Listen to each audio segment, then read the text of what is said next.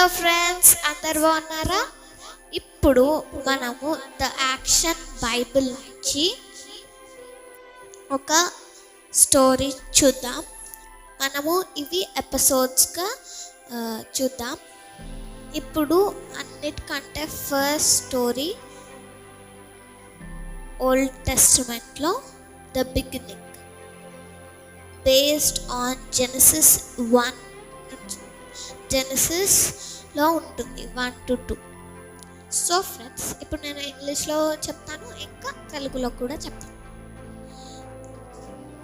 In the beginning there was nothing except God. One day God's spirit moved through the void.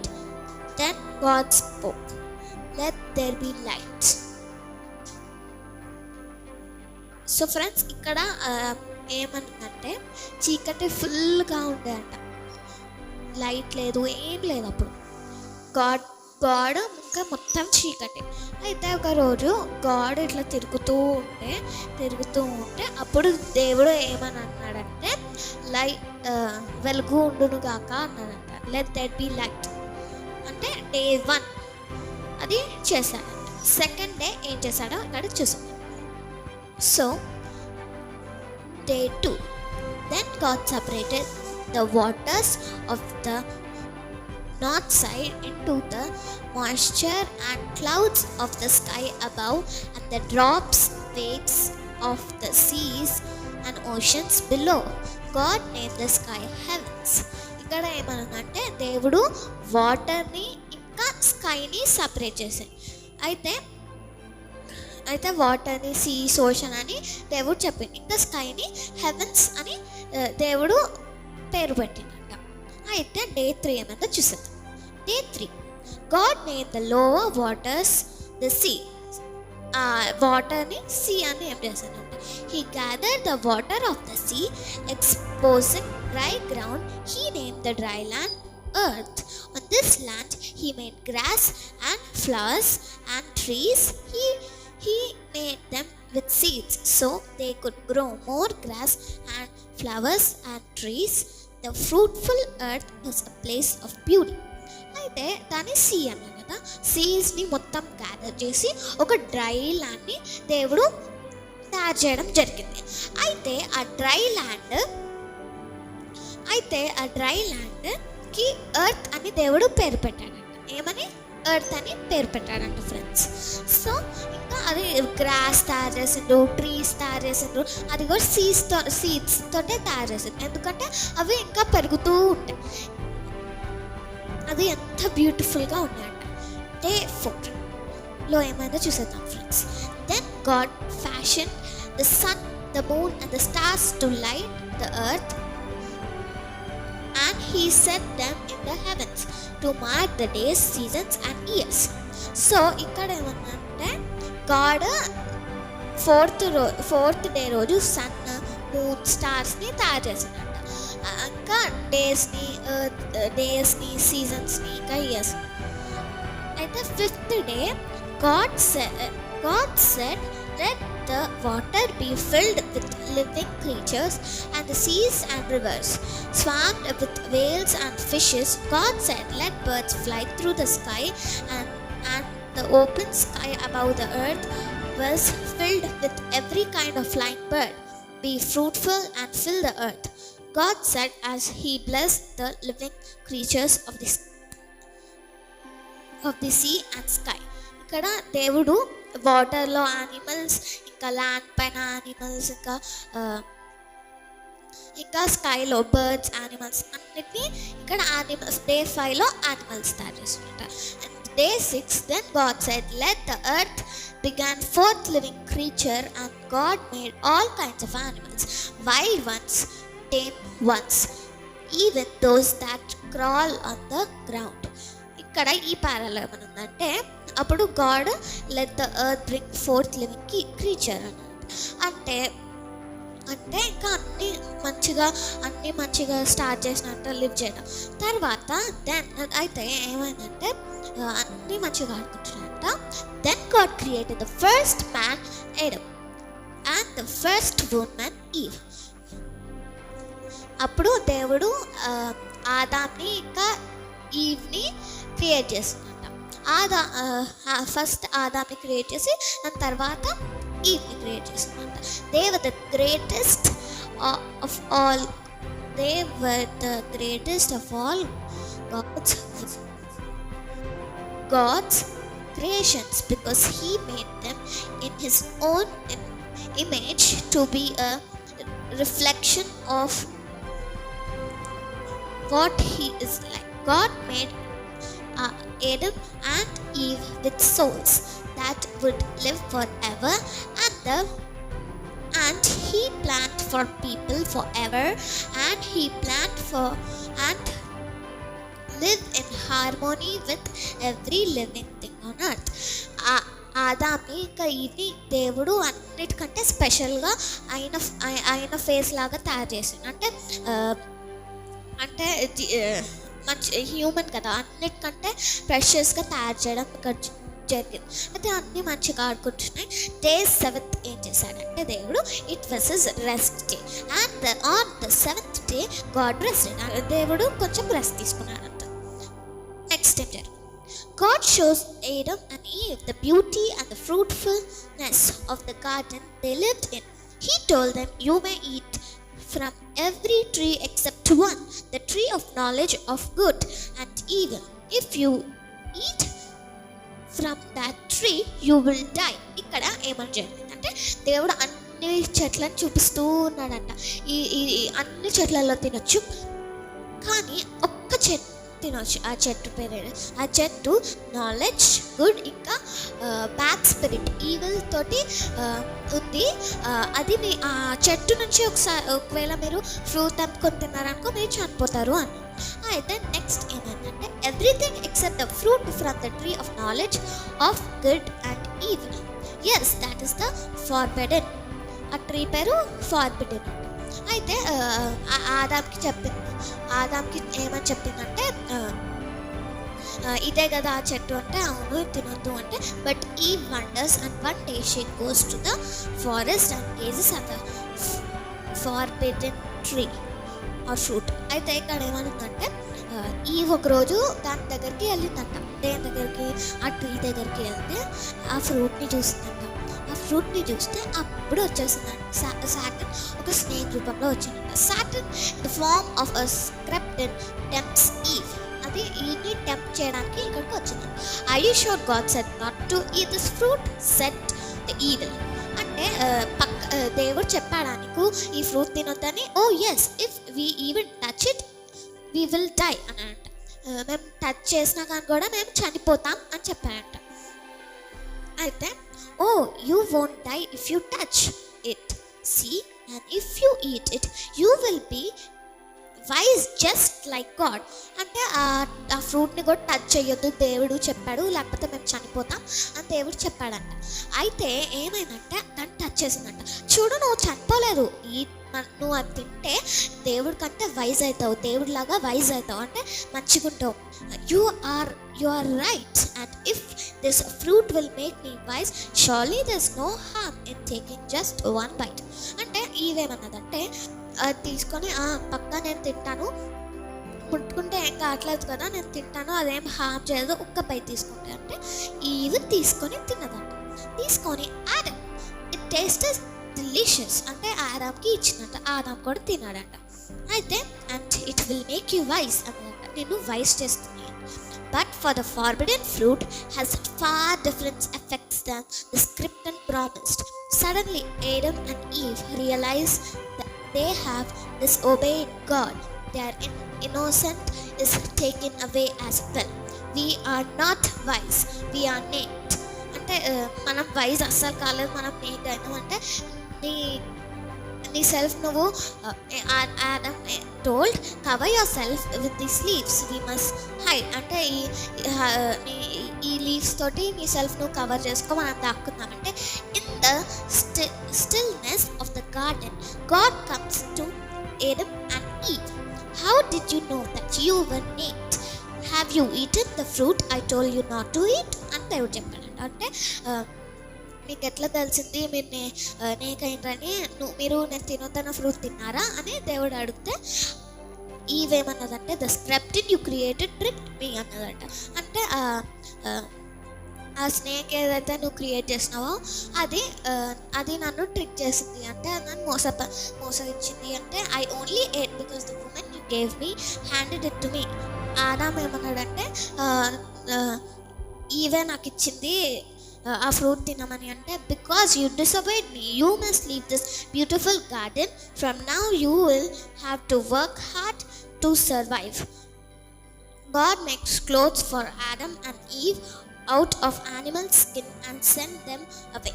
అంటే ఏం జరిగిందంటే దేవుడు వాళ్ళని ఆ గార్డెన్ నుంచి పంపించేశాడంట, వాళ్ళ క్లోత్స్ తయారు చేశాడు. ఇప్పటి నుంచి మీరు వర్క్ చేయాలి, మీరు సర్వైవ్ కావాలంటే, మీరు మంచిగా ఉండాలంటే మీరు ఫుల్ వర్క్ చేయాలి అని దేవుడు యానిమల్ స్కిన్ తోటి వాళ్ళకి బట్టలు తయారు చేసి ఇచ్చినట్ట. అయితే ఆదాం ఏమన్నాడంటే look a flaming sword blocks the entrance to the garden. We can never go back. Where can we go?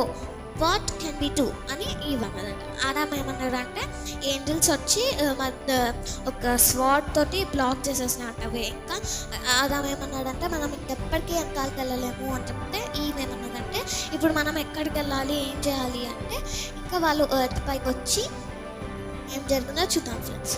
ఇది జెనసిస్ 4-5 వరకు లో ఉంటుంది. Outside the garden of Eden the land is barren, hot and dry. Very alone and frightened, Adam and Eve search until they find a place to make a home. ఇక్కడ ఏమైందంటే వాళ్ళు full ఎత్తుకినట్టు earth పైన. అయితే ఒక place చూసి అక్కడ ఇల్లు కట్టుకున్నారంట. అయితే ఆదాం ఏమన్నాడంటే it is our own fault because we disobeyed God, but I will teach our children to obey and love God.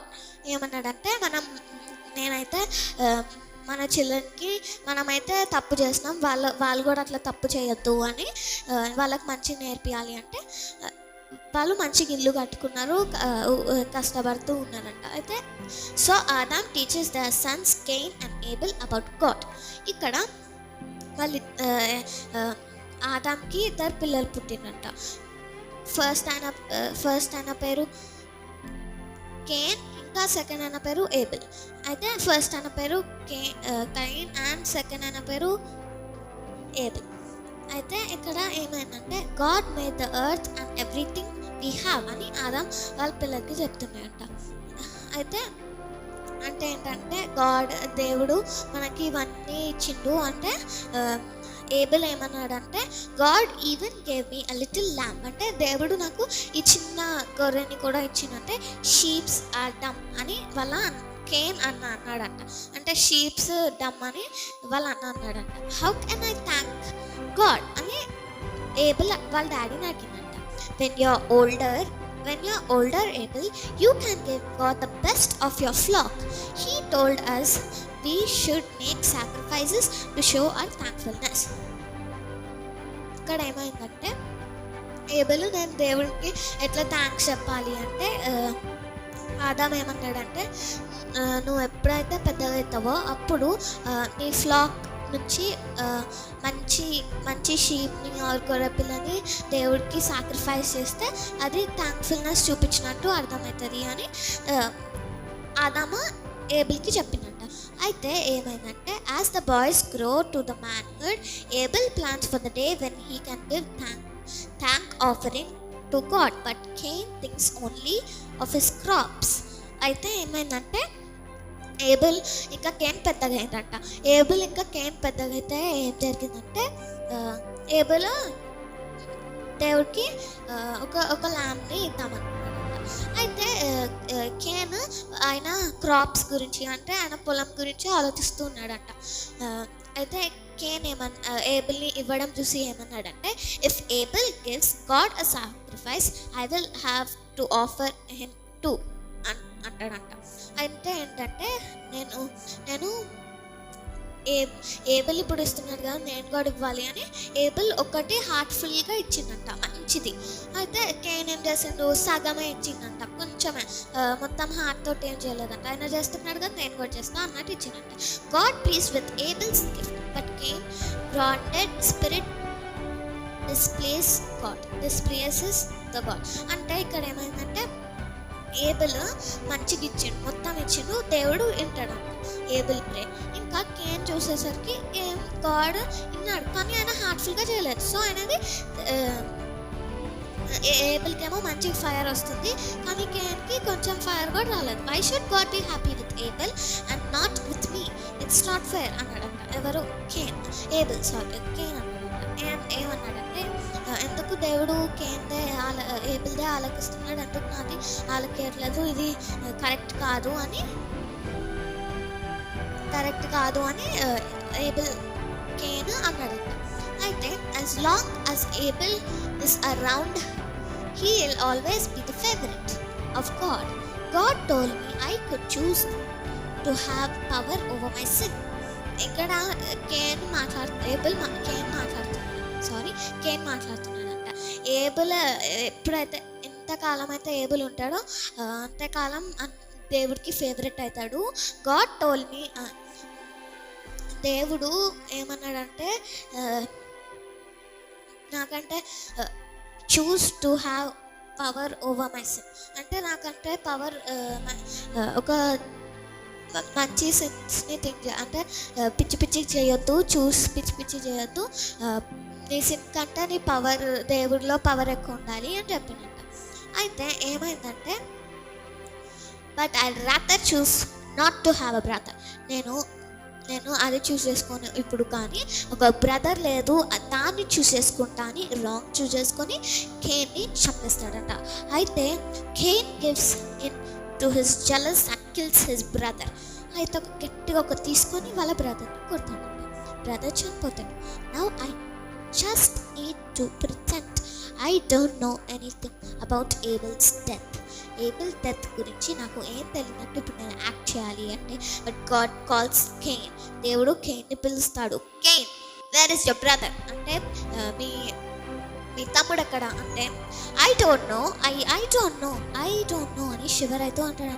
I don't know, I suppose to keep track of my brother, he nose.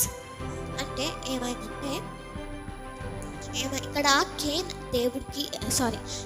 దేవుడికి ఏమని చెప్తున్నాడంటే, నేను నన్ను ఊకే చూసుకుంటూ ఉండాలా అంటే, your brother's blood cries out of me from the ground, from now on the ground will yield no fruits for you and you will wander the earth until your death. Please God, this punishment is more than I can take. అంటే ఇక్కడ ఏం జరిగిందంటే, మీ తమ్ముడు రక్తము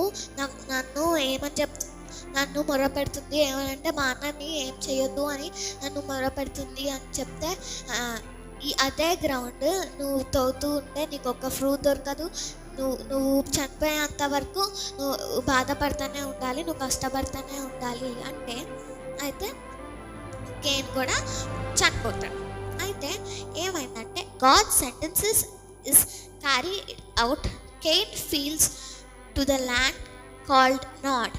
Eventually he will get married, start a family. I'm sorry, Cain చనిపోలేదు, ఆయనకి marriage అయిపోయింది. So ఇంకా ఆదాం ఇంకా ఈవ్ లోన్లీ అయిపోతాడు కదా.